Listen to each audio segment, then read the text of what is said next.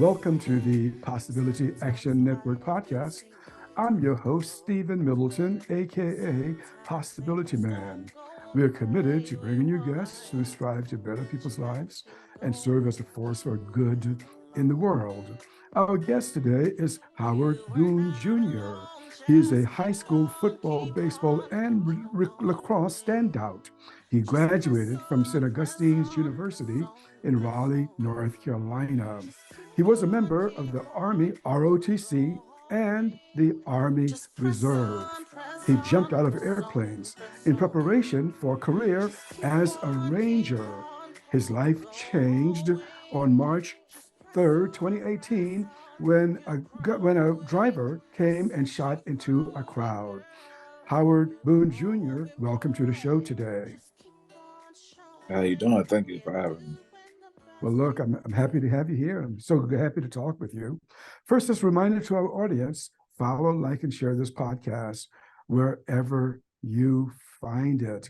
Also, I want to let everyone know that this conversation is about gun violence and its impact on the lives of individuals and their families. So brace yourself for this conversation today. So Howard Boone Jr., how are you doing today? I'm good. How are you? And then correction, it was March 18th. And I know March, you said okay, thank you. March 18th. Okay, March 18th, 2018. Thank you so much for that correction. Okay, so how are you doing? I'm holding on. I'm holding on, taking it day by day. Okay, I got you. Look here, take us back to high school. I mentioned that you were a football player, you were a baseball player, you were a lacrosse player. You probably did some other things athletically. How was that for you? It was pretty easy. I think I was always been that guy to be involved with athletics. It was always easy for me to make the team. Baseball was a little challenging because that was my first year in lacrosse. It was a little challenging as well because they run long distance, and football is short short pace, at like intervals and stuff like that. But lacrosse is kind of similar to how baseball is, not baseball, but soccer, run up and down the field, non-stop until, the ref decides to blow the whistle, or somebody, decides to, make a penalty or something like that. But, sports always came naturally to me. So the transition was always easy, no matter what sport it was. Wow, you were gifted. So which of those sports was your number one sport? At first it was basketball. At first it was basketball. Okay. Growing up, it was basketball. And then, I had got into some trouble. And then so my mother had took me out of basketball. So when I decided to pick back up sports again, I decided to play football. But it took me probably 2 or 3 years to fall in love with football because, I was always, when I first started, I was on a team where, the coach's sons were on the team. So I really wasn't able to understand the game as much because I didn't really get that much playing time. But as the years went on, I got taller, got bigger. I was able to fulfill my, my role like I truly wanted in that game, sport. But I kind of lost the love for football, I think, in high school because of, the structure and the way the coaching setup kind of was. But I think I played football all 4 years of high school. I played lacrosse 1 year, ran track 1 year, and then baseball was my senior year. But overall, I could say that baseball probably was one of my favorites in high school, only because it made me feel like a kid again. And I wasn't really good at baseball. I was just fast, so that's why I was on the team. And I was a good motivator. I think baseball was the only sport that I kind of sat on the bench. I never really sat on the bench, but baseball was the only sport I sat on the bench, which I didn't mind because baseball it's always something going on in baseball. Whether like Yeah. sitting on the bench, you can talk junk to the pitcher, you can talk junk in outfield, the first base. Oh, there's always something like going on. And foul balls, you ducking and running from foul balls going into the dugout and stuff. So I think I enjoyed that because it made me feel like a little kid again. And just to learn, I think the learning curve of that, of trying to play baseball, because my first time throwing a baseball, I think I tried to throw it like a football and it didn't work out for me like I wanted it to. And just the learning all over again was like felt good. It felt like I was, Mm. a kid again. That must have been a good feeling to feel like a kid again. That's like that line, feeling like a kid again. So just to underscore this, in high school, you were very athletic. You were able to play various sports. About how tall were you and about what was your weight, if you recall, when you got out of high school? Ooh. I think I was probably about 5'10", maybe pushing 5'11", maybe. But my weight was probably like maybe like 175 at Well, that's most pretty good. in high That's a school. tight 5'10", 5'11" at 175. Yeah. I know because I was 5'10" and 185 when I graduated high school. So I'm with you, brother. That was a good one. I like that. Yeah. So what was your, still want to stay with high school a little longer. You're in high school, you're enjoying your athletics. What were you hoping for yourself? What were you dreaming about? What were you thinking about going forward as you matured? Well, the goal for me was to get a scholarship. Get a scholarship in football and, play in college. And, back at that time, well, where I was from, in Raleigh, North Carolina, we had this, well, I guess you could call it the triangle between Raleigh, Durham, Chapel Hill. We had this high school magazine called Vibe magazine. And that's where like all the top high school players in football would be featured on the cover and stuff. So my freshman year, sophomore year, junior year, I used to see that because we had players on my team that made it D1, big D1 schools like Wake Forest University, some Clemson, ECU, NC State.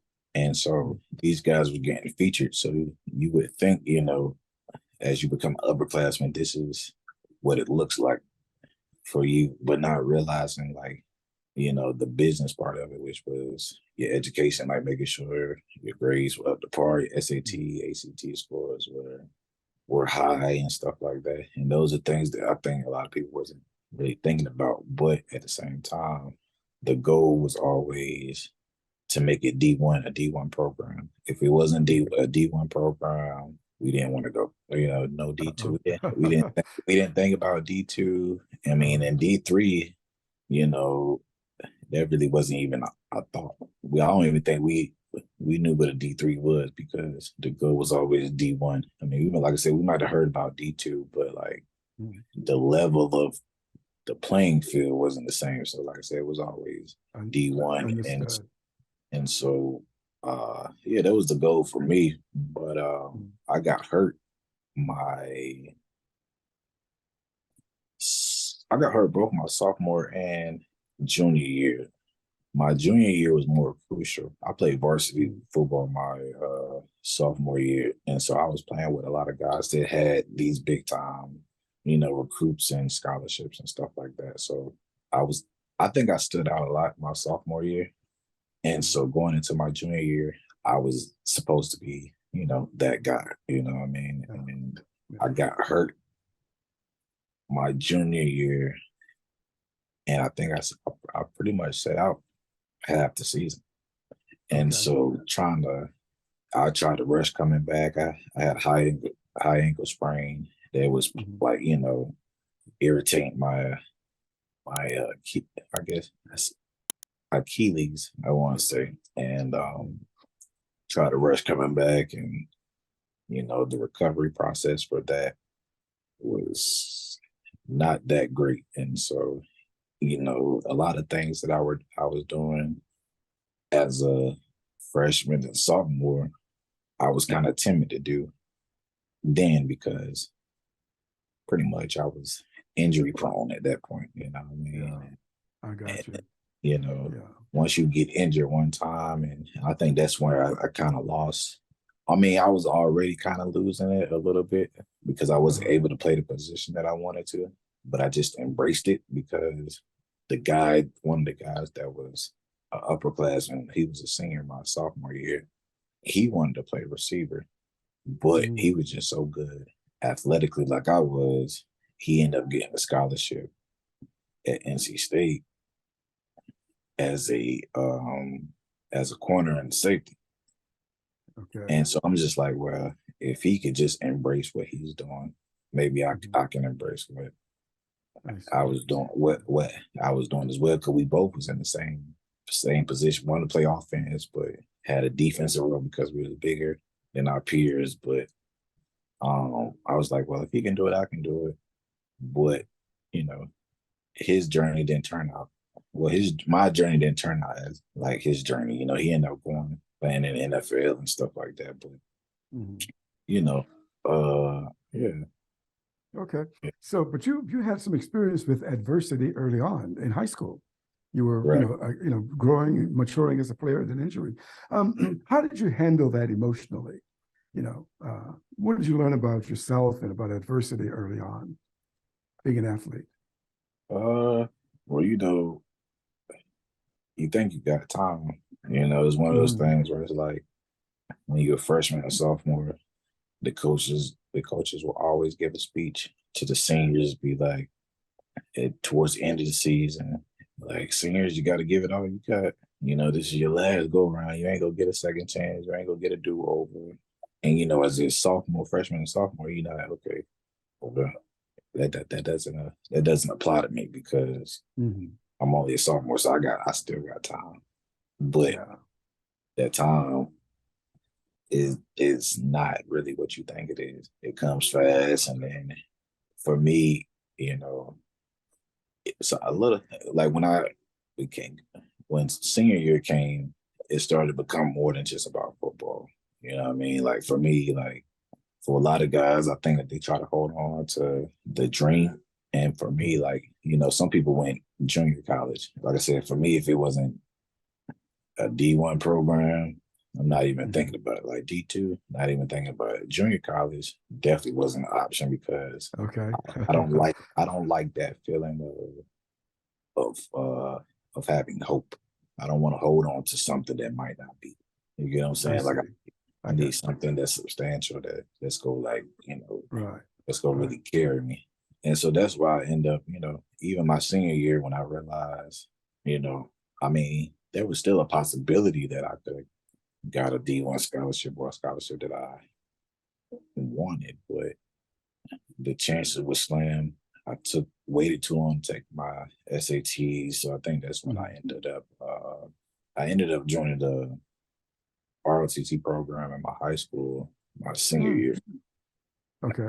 My senior year in high school, and that was Air Force, mind you. I ended up joining the Army, so two totally different branches, but that was the starter kit for me as far as military goes. But I got you. I like that phrase too, the starter kit. I love that.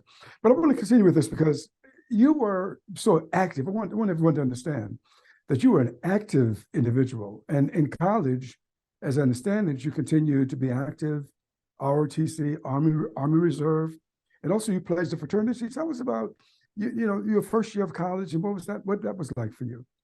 And also later, I want you to tell us about what it was like jumping out of an airplane.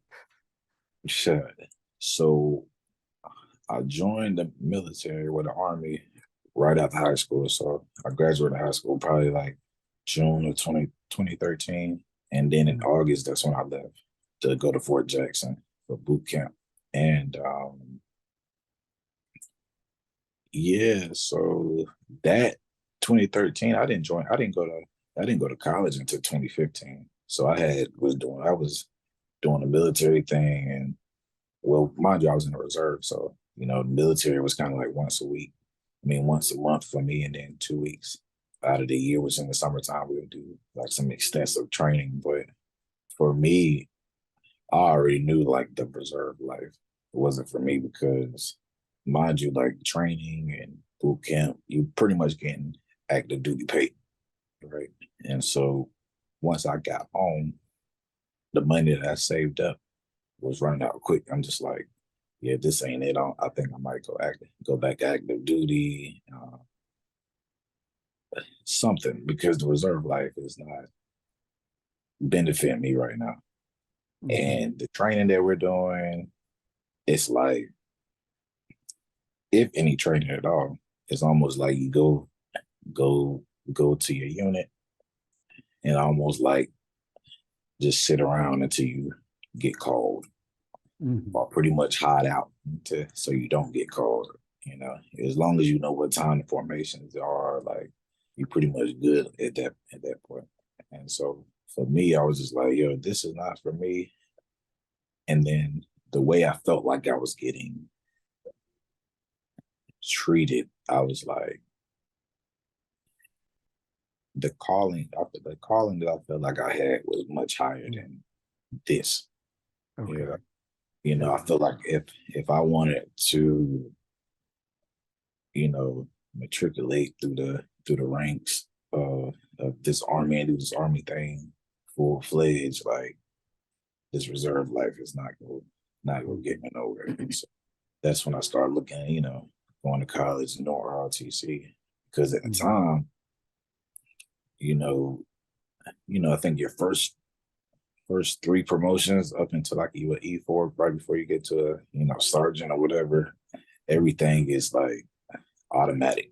But at the same time, your senior officer is supposed to acknowledge the fact that you are promoted, that your paperwork says that you're getting this amount of pay, that just acknowledge the fact that you got promoted, even though it was automatic. They're supposed to still acknowledge it. And it would kind of rub me the wrong way, because I was, top of my PT at the time, people knew me. I was getting, and it was like, how am I still getting overlooked? At the same time, it's like, nobody owes me anything, because these promotions are automatic. But if other people that don't do as much as I do are getting the recognition for the same promotion that I done had or that I got that was automatic, why can't I get the same thing? So like I said, it started rubbing me the wrong way. So I'm just like, I think officer route might be the best for me, which in my mind, I'm thinking like an officer coming from the enlisted side will make the best officer, because he knows both sides.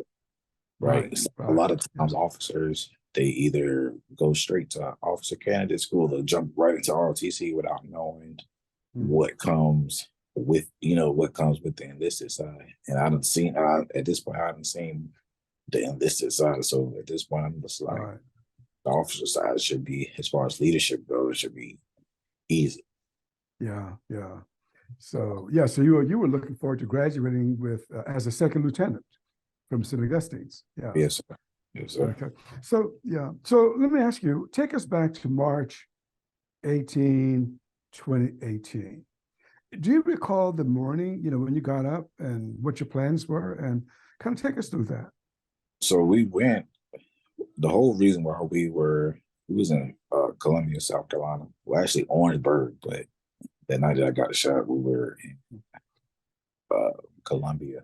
But the whole point of us going to South Carolina was for a fraternity trip. Like, our district in Omega Psi Phi, our district, as far as brothers, was the 6th district, which contains North Carolina and South Carolina, all HBCUs, all PWIs, all chapters that fall within North Carolina, South Carolina. So we met up in Orangeburg for the initiation process, right? The initiation process that happened, Friday, I think Friday night or Friday evening when we first got there. And then the rest of the time for that weekend, because it was a weekend thing. And for the rest of the time during that weekend was like pretty much learning the business side of it, networking and this and that and the third. So Friday went by. I think Saturday morning we had like a business meeting to show to introduce us to like different business sides of the fraternity or whatever. And of course they have like vendors out there because at that point you're kind of, you pretty much are in. You done met all the requirements, you're pretty much in.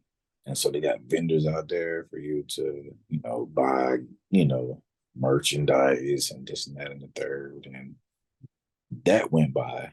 And so the last thing I think we had to do, which was Sunday, was, I think a church service and some community service in that evening. But unfortunately, I didn't make it to Sunday. Saturday night, after all the, events and business meetings and stuff like that, Saturday night, a couple of, one of my fraternity brothers had got a call from, one of the guys who was, in charge of us. He was like, hey, let's go downtown Columbia. And at the time,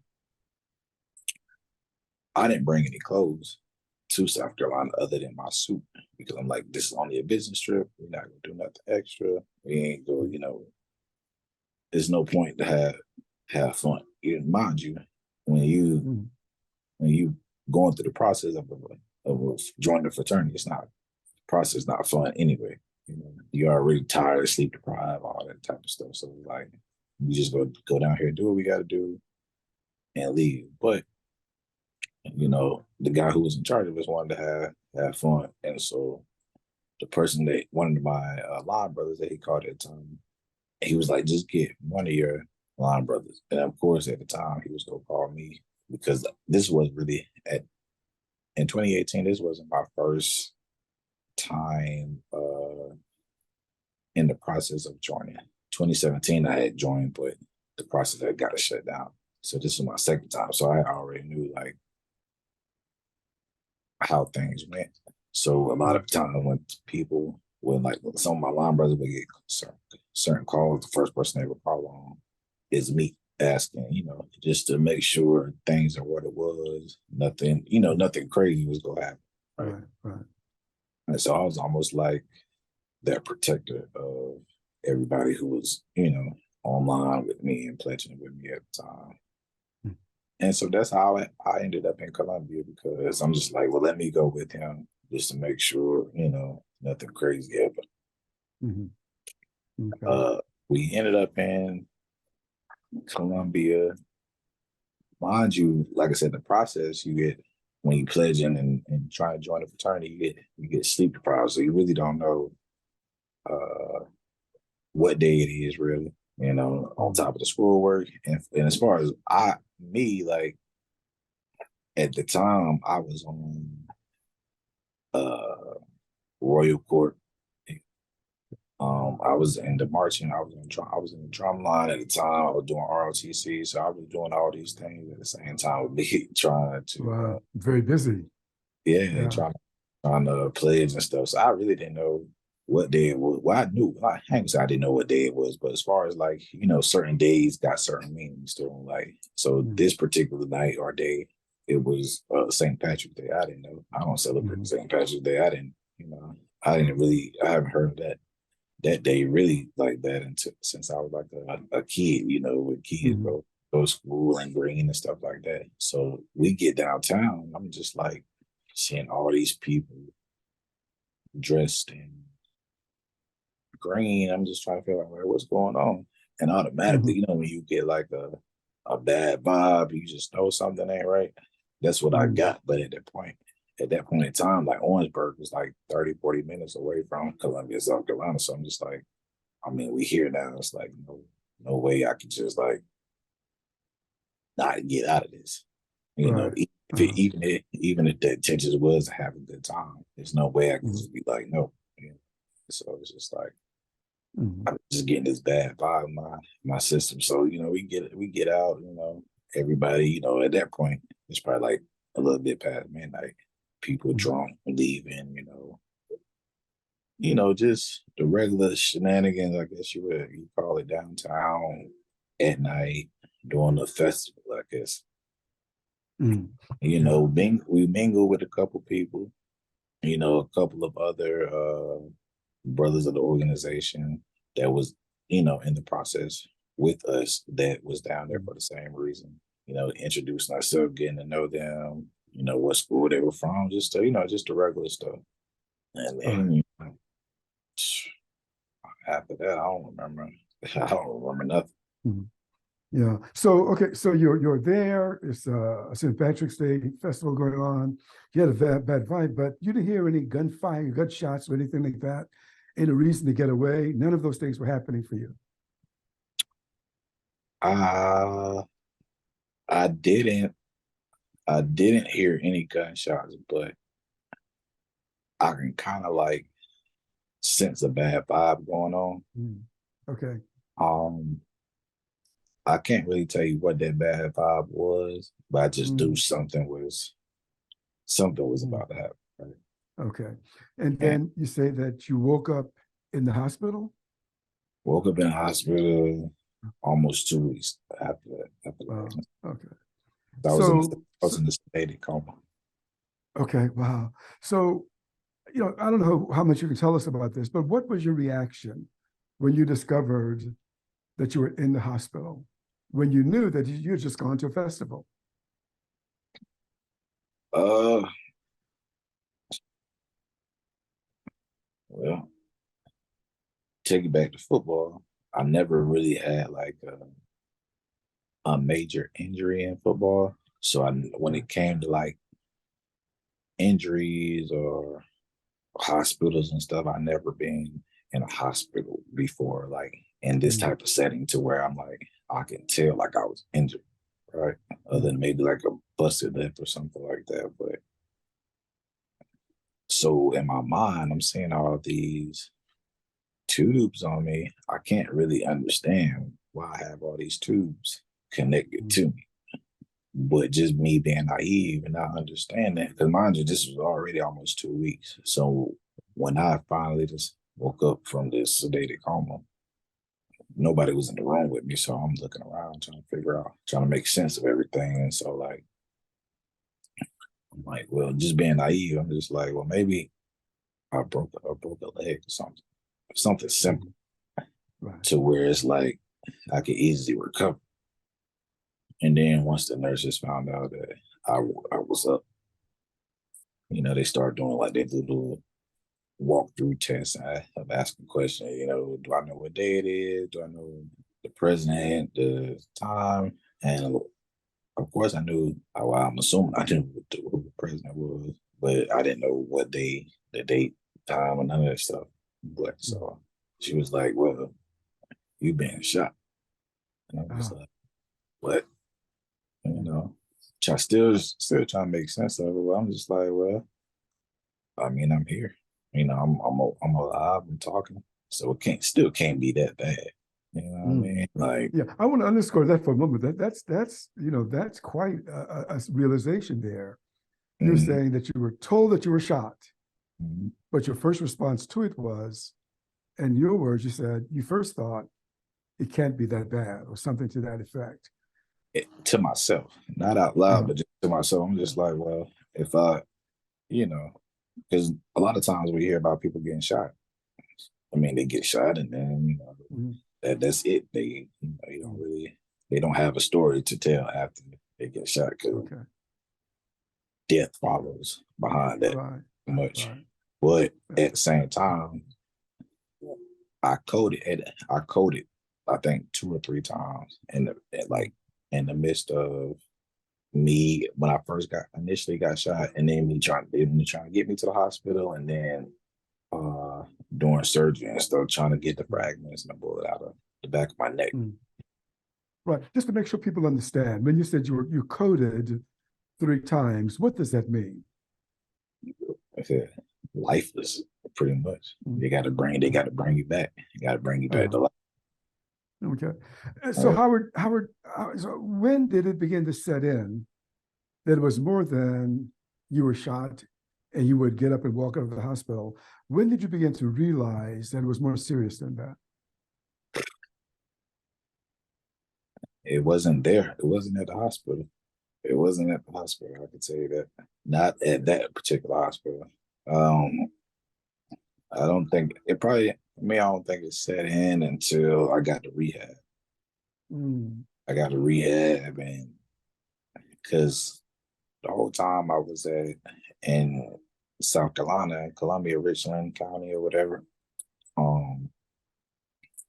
I'm in the bed. You know what I'm saying? Like, there's really no movement out of me, but I'm just thinking like, well, this is probably just like the norm for people who survive a shooting. I didn't never think about nothing about like being paralyzed, have to be on the ventilator and just things of that nature. And so, like I said, I'm still being naive because I've never been put in this situation before. So like I said, it wasn't until I got to rehab where they actually physically had to get me dressed, put me in my chair. I had to get fitted for a wheelchair. I had to learn how to do certain things with my mouth. I was in a brace. And I'm just like, this is not life for me. I got you, but hold on for a minute now, because someone knew. I mean, your doctors knew more than you knew. Your visitors, your parents, Howard Sr., your mom, all of them knew. So what were they saying to you? Well, the first doctor that came in, the first nurse I would say that came in, she was pretty much like, when she did the rundown of the questions and stuff, and she was like, "Are you okay?" Like, I was like, how can you ask me that? Like, I don't know. I just got out of the sedated coma. I'm trying to still make, trying to make sense of everything. But at the same time, she was asking me, well, nobody needs to live like this. Nobody's supposed to, nobody deserves this. If you want, we can talk to the doctor, bring your parents in here. We can talk about other options and stuff. And in my mind, I'm just like what are you trying to tell me? Because in my mind, still seeing like the tubing and stuff around me, I'm just like, well, am I on life support? I can't be on life support because I'm thinking these thoughts. Normally people on life support can't think have a recollection of what's going on. So I'm just like, the fact that she asked me that, I'm starting to question what's going on. So I'm just like, but then I came to my senses. I'm just like, well, if I'm thinking these thoughts, there's no way that I could be this bad off. And I'm just like, if you're telling me that you, like, in my mind, I'm feeling like she just talking about like a medical suicide. That's what I got out of it, like a medical suicide. Like, if you don't want to live no more, we can figure something out. That's what it sounded like. My goodness. It's not the first time somebody came in here, like in this situation, they didn't want to. And I'm just like, nah, lady, you crazy, get up out of here. And I kept it to myself for a while because I didn't want nothing, no bad energy, just extra bad energy coming around. Because the situation was already bad enough. Police walking up and down all the way, and everything was pretty much on lockdown. And so I just kept those thoughts that she said to myself. And I'm just like, well, I don't need nothing extra more than what I can bear, because I don't even know what's going on right now. So let me not antagonize the situation, and the situation may not have been what it was. So I kept that to myself. But the first thing, the first couple of people that came into the room after her were my mom and my dad. And automatically, first thing I said was, I was sorry. Started crying. I'm sorry. This and that. Why were you apologizing? Why were you sorry? because they they knew that I was in South Carolina. They knew the type of the goals that I was meeting, the type of things that I wanted to achieve. But at the same time, you just never know what may be coming out of other people's mouth. Right. Understood. Okay. And so it was already, like I said, it was already almost 2 weeks. The news had got a hold of this. My school had got a hold of this. Raleigh, my hometown news media got a hold of this. So, and my mom just like, I just don't know what was probably said. And my parents know I'm not a bad kid. I wasn't a bad kid. You know what I'm saying? I was just doing the things that, people who I just find it incredible. You were injured, but you were protecting them. You were telling them that you were sorry. I find that very interesting. But I want to go a little deeper. I'm sorry. No, because, I didn't want, as a Black man, it's easy to be portrayed like, oh, it was gang. It was gang related, or he was out doing something foolish. He got his drug related or something crazy, even though they knew what I was doing. But whatever they probably was told prior to them driving 3-4 hours away, make sure I was okay. You just never know. And what the crazy thing about that is that being in the military, something that semester or the beginning of that semester, something was just, I don't know, rubbing me the wrong way at the beginning of that whole semester. Mind you, this was spring break, so the semester was halfway done. But at the beginning of that semester, something was rubbing me the wrong way. And I'm just like, and I don't know if it was the way the news was broadcasting different things or stuff that I was just seeing going on in the world. People getting shot by gun violence and this and that and third. And something was just telling me, like, I pray that I never get in the situation that I get shot in the street and not have a story or a reason behind why.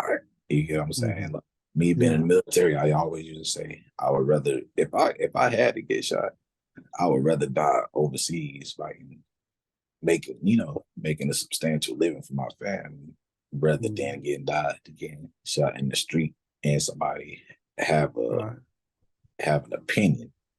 If you die overseas, it's no opinion because you dying fighting for it, quote unquote, your country, right? It's automatic that the narrative is already there. You die just in the regular street. You get wrong paint a narrative about you that may not be. They don't know you. I understand now. Yeah, the narrative is what you were concerned about. So, but I want to go just a little deeper, and because I want to understand. So once you discovered, Howard Jr., that this situation is not temporary, it's permanent, how did you feel about that? What was your thinking like? I think I cried because there's always an end to something like this, right? So all the support and the people coming around, taking out work, making sure I was good, this and that third, that's got to come to an end at some point because they have to go back to their regular lives. Their life doesn't evolve around me. You know what I'm saying? As much as I would want it to, whatever my situation is, no matter how bad it is, they still have to do what they have to do, provide for their family, still have to live their life. So I cried because at the same time, just like, I started, before it even happened, which had already happened at this point, but at that time, I'm just looking into the future. I'm just like, people go be people. I don't know what the future is going to hold, but I can tell when things calm down, it's not going to be the same anymore. You know what I'm saying? Like the love that you get, the friends that you think you have in the midst of the situation, it's not going to be the same no more. when things calm down. Because Right. people can only assume for so long. Like, I done came around, oh, he's good, he's okay. He's getting back to his normal self. But am I really though? You know what I mean? Mhm. Like, because people don't understand, like, at least for me, and like everybody got they battles that they dealing with. But at least for me in my situation, just like, I don't think people understand like the sacrifices and how hard I I went, you know, just just to get to where I was at, Mm. just for it to all disappear like ain't nothing happened. Right. You get what I'm saying? Yeah. So it's like Yeah. the time and the effort that I put in, the sacrifice the decisions that I made, and to this day, I still don't think people understand like Mm. the sacrifice, even though the time, my time in the military and the things that I did, if you look at the timeline, some of the things may seem short, like, a short time period. But in the midst of what I had probably had to go through in that time period was a lot. You get what I'm Yeah. saying? But for Yeah. me, the type of person I was always doing something. So like I used to tell my friend, he was like, he said, why you do so much? He said, you don't never got time for yourself. I'm like, I do got time for myself on the weekend. You know what I'm saying? The weekend I got time, but Yeah. during the week, I mean, Yeah. it's business. But on the Hmm. weekends I can play as long as I know I got Yeah. it that I did on the weekday out the way. He was like, Yeah. why you do so much? I'm just like, well, if I happen to leave this world, Mhm. I don't want to leave this world with regret. Gotcha. Yeah. Yeah. So look, yeah. So I want to go deeper into your reaction to the incident, but I want to make sure that people understand that you were not, that is, Howard Boone Jr. was not a target of this drive-by shooter. Is Right. that correct? Right. Well, actually, it wasn't a drive by. He was in the midst of the crowd, and what happened Oh. was he was arguing with someone, Mhm. and I don't know. They claim the guy that shot me. They claim, the police and authorities claim that he was a part of the gang, but whatever the altercation was in that moment, I don't think it was gang related. I think it was just people being drunk, and Mhm. him being with his friends. I think him proving a point. You know what I'm saying? Peer pressure is real. Mhm. Like, if you in the midst of your peers and you intoxicated and you pull out a gun, I mean, at any point, they say if you pull out a gun anyway, you better use it. You know what I'm saying? So Mhm. like, Yeah. on top of it, you being and somebody being intoxicated, just like, okay, well, you got your friends probably hyping you up and saying, "Oh, you gonna let him talk to you like that? Man, you done pulled it out. Mhm. Now what you gonna do?" And Right. not thinking, he just started shooting. But you could tell when he was shooting, because it's all on video, and I got a video on my phone. But you can tell when he was shooting that, like, he really didn't want to pull that trigger. He just did it because of peer pressure. Because if Mhm. he really wanted to kill that person that he was having an altercation where he could, because Okay. that person was right there in arm almost arm's length away from him. You know what I'm saying? Wow. And Yeah. that person didn't even get shot. Mm. I was nowhere near. I was nowhere near the altercation. I was a block away. I was on the other side of the other side of Oh my. the Mm. street, like the block, the other side of the block, when it happened, like across the jaywalk, right? Mhm.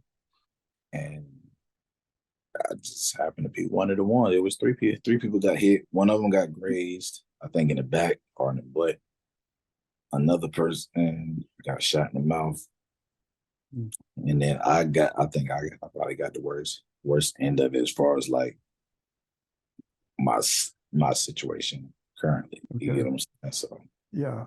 So Howard Jr., how do you feel about that guy that pulled the trigger? I mean, if you don't mind talking about that. no, I mean, I did have a lot of hate towards him, but you know, I think my aunt had told me, and I think my family still got, my family and friends got more hate towards him than I do, because I think it wasn't until I think my aunt was like, he was always active, he was always busy. You never had time to sit down, you never had time to just just embrace what's going on around you, right? And so when she said that, she was just pretty much like, God set you down for a reason. And whatever that reason is, I don't know. But he set you down for a reason. And so I started, taking that with a grain of salt and just running with it. And my mind was just like, well, let me reflect on some of the things that I may have done in the past. And I'm just like, well,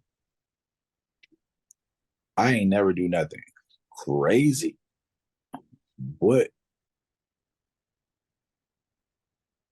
I can have understanding of the situation at hand.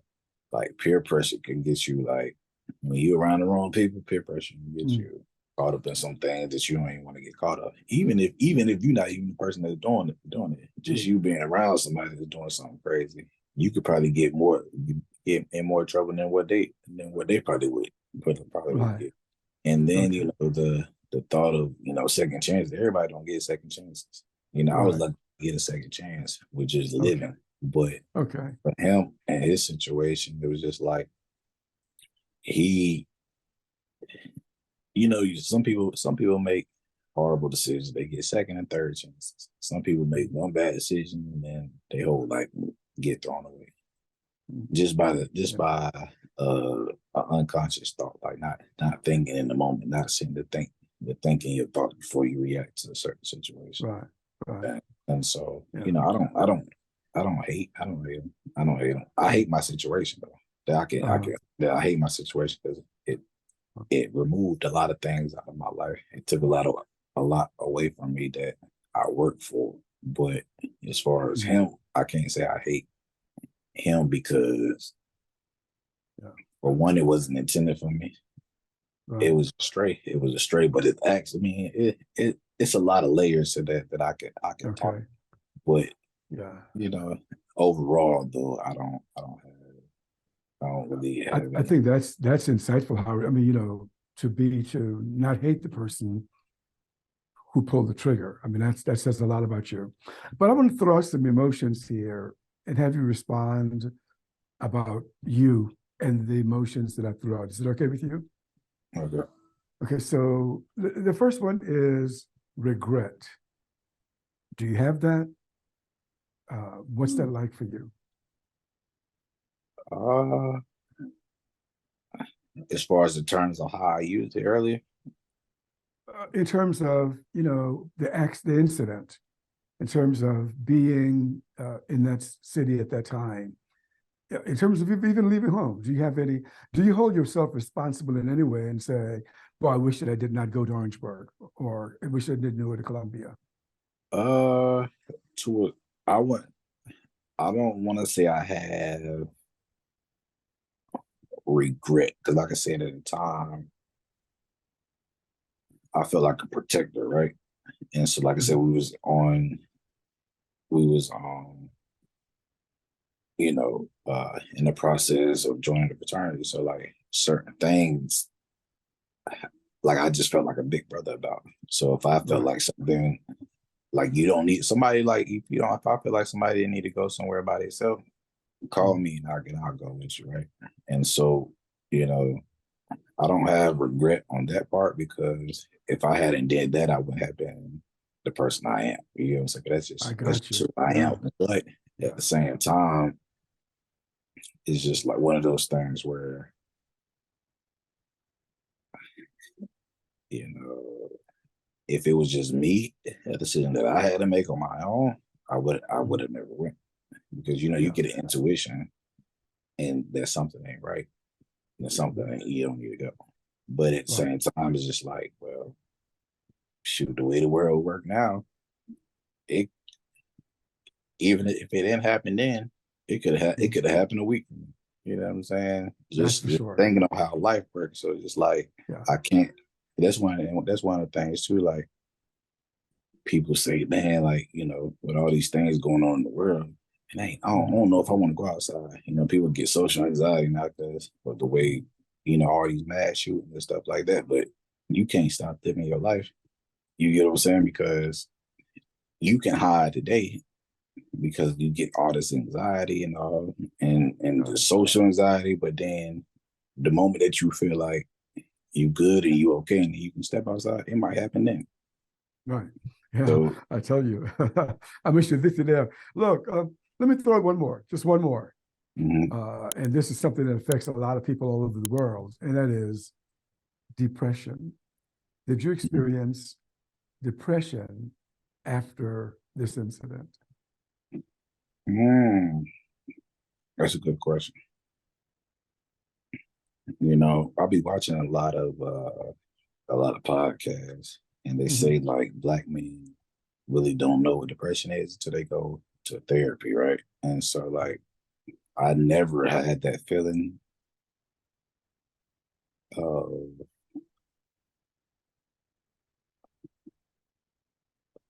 feeling depressed. I think just the elements that probably around me at the time, the things that's going on, I feel a lot of disappointment. That's huge. What you just said, that's huge. That you didn't experience the emotion of hopelessness around that situation. Wow. Why do you suppose, would you explain that? I mean, some people, just have depression because of, I know, we don't know why, but how do you explain that you didn't just say, it's over, give me the blue pill, I'm done? Because the same way I felt about being stripped away from all the things that I worked for is the same way I feel about my life. Like just the fact that like a lot of things that I work for is not a tangible thing in my hand right now. The fact that I still did it, it's like my life is still too valuable, regardless if it's right there tangible in my hand right now, physically. Like the fact that I did it, you still at the same time, me wanting to end my life or however the case may be, like my life is still too valuable because it's already done. Wow. Like, the fact that I already did it, even though it's not still here with me physically, but the fact that I did it, can't nobody take that away from me. But I tell you what, I love what you just said, that your life is still valuable. That's amazing.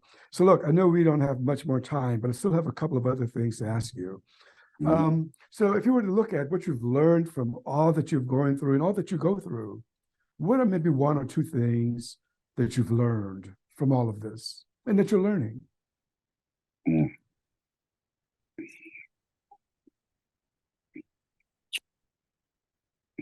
Patience for sure. Oh, patience. That's huge. Sure. Patience for sure. Mostly with other people, because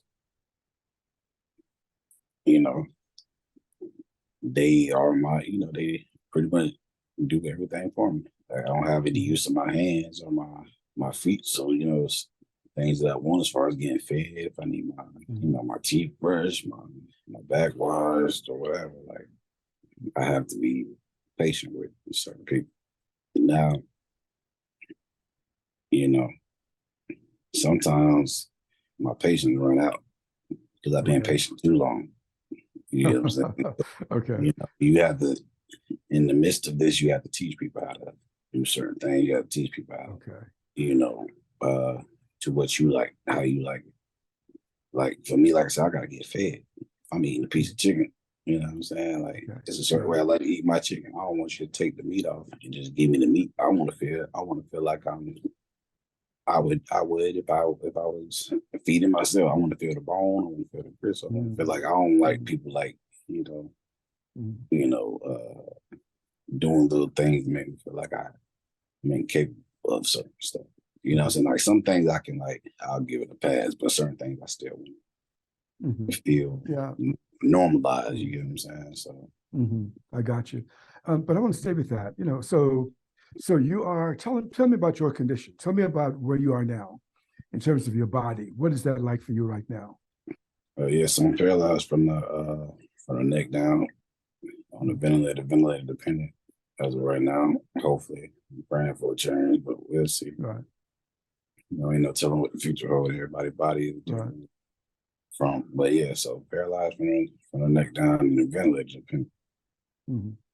So Howard, what is, if you don't mind sharing about this, what is, just pick any period of your day, today, for example, what is your mental activity about? What are you thinking about? What kinds of things that arise for you? I mean, for me, for some people, it would be like self-pity. For others, it would be like, this sucks. Or what is it like for you?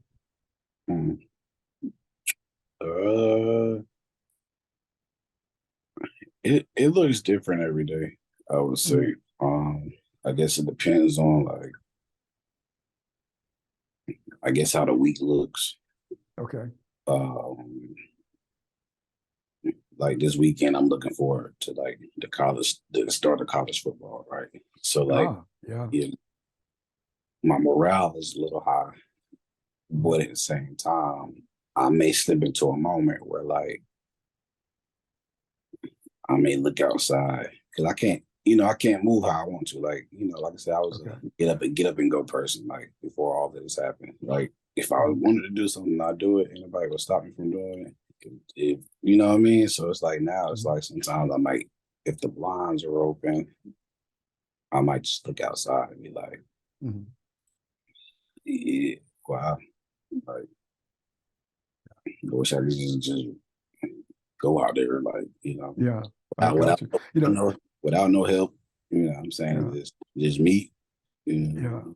I mean, what I find fascinating and interesting about this, Howard Jr., is that you didn't report that your mental activity was just sadness, predominantly sadness. You didn't report that, that you're in this place where you just, you know what I mean? So I think I would like to know more, not today, but I want to meet you one day, and I want to explore that with you, because I just want to learn about how do you not just sink into a depression that lasts for weeks and months and even years, given how active you were before.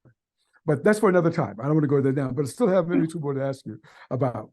What is Trauma Behind the Mask about? That's your first book, is that correct? Right, yes, sir.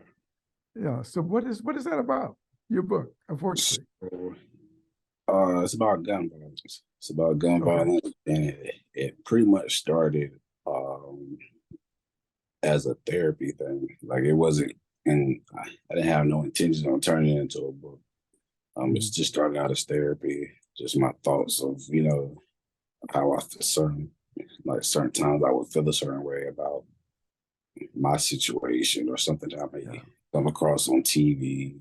And then just think different things on how I feel and what the reality of it is. Trauma Behind the Mask is pretty much just exposing the fact that gun violence comes with untreated mental health. There's levels to gun violence. Like if somebody breaks into my house, I have all the right to shoot and protection of my family, right? But when you talk about mass shootings, suicide, just different things, like something that somebody can't justify, that lets you know that there's some type of trauma that person was dealing with that was unsolved outside of the trauma that he's already inflicting on other people. That person himself who has the gun is dealing with something, or was dealing with something that never got resolved. And that could be a line of things between childhood trauma. Like you see it all the time with police officers. People become police officers because they was bullied when they was a kid. Just different things of that nature. Like now they feel like they got authority because they made the law, right? So they start doing stuff out of what they think feels good or what they think may be right. And then it ain't right. Yeah. Look, I know we're at the end, but do you have time for two more things, real short? Yeah, I'm here. I'm here. Okay, so what is Legacy 318? Can you tell us about Legacy 318? Legacy 318 was a nonprofit that I started when I first got shot. Legacy, it was turned into an acronym because I was always big on legacy. Everything that I did, everything that I worked for, all the achievements was because I was trying to build a legacy.